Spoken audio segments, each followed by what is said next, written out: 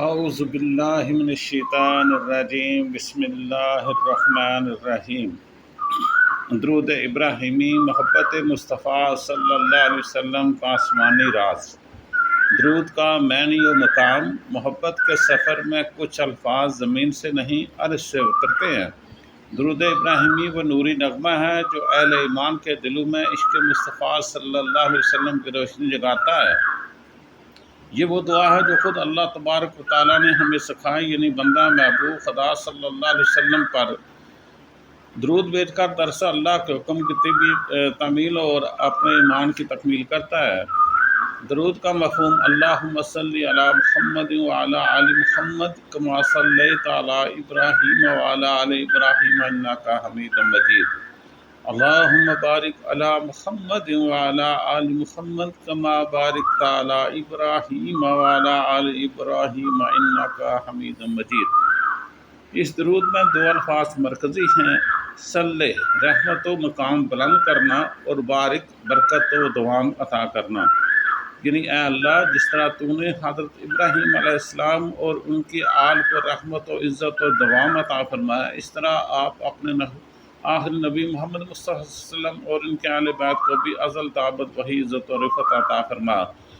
درود عبادت نہیں، عشق ہے۔ درود شریف پڑھنا کوئی رسم نہیں، یہ دل کا سجدہ ہے۔ یہ الفاظ جب زبان سے نکلتے ہیں تو دل و آسمان سے بات کرنے لگتا ہے۔ قرآن میں فرمایا گیا: بے شک اللہ اور اس کے فرشتے نبی صلی اللہ علیہ وسلم پر درود بھیجتے ہیں۔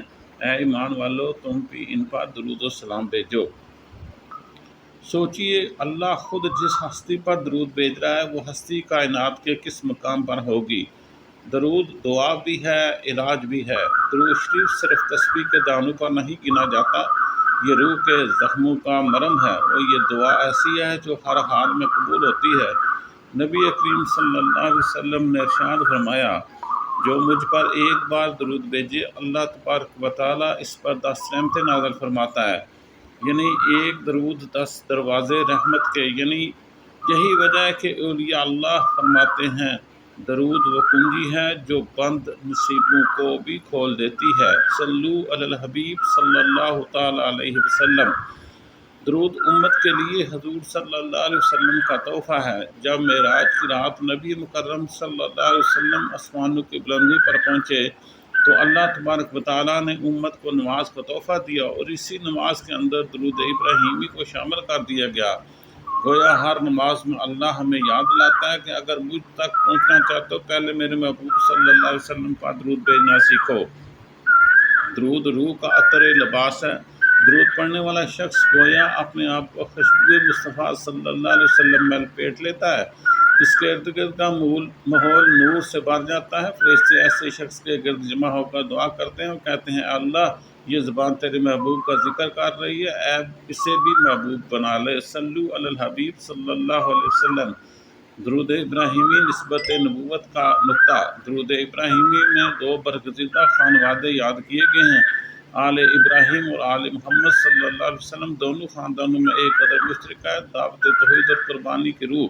ابراہیم نے بیٹے کی قربانی پیش کی، محمد صلی اللہ علیہ وسلم نے پوری امت کے لیے اپنی نیندیں حرام اور جان نچھاور کی۔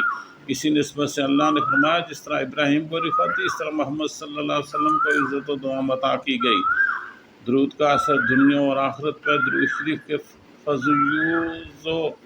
فیوزات بے شمار ہیں۔ دل کو سکون، زبان کو نور، رزق میں برکت، گناہوں کی معافی، قبر میں روشنی، قیامت میں شفاعت۔ جو زبان درود پاک پڑھنے کی عادی بن جائے، اس زبان کو قیامت کے دن رسول اللہ صلی اللہ علیہ وسلم کی پہچان لیں گے۔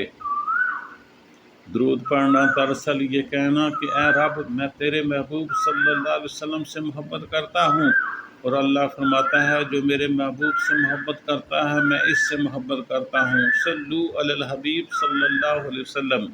تو آئیے ہم درود ابراہیمی کو اپنی سانسوں کی خوشبو بنا لیں۔ یہی وہ الفاظ ہیں جن کے صدقے میں دلوں کے اندھیرے مٹتے ہیں اور ایمان کے چراغ روشن ہو جاتے ہیں۔ صلو علی الحبیب صلی اللہ تعالیٰ علیہ وسلم۔ اللہم صلی علی محمد وعلی آل محمد کما صلیت علی ابراہیم وعلی آل ابراہیم انک حمید مجید۔ اللہم بارک علی محمد وعلی آل محمد کما بارکت علی ابراہیم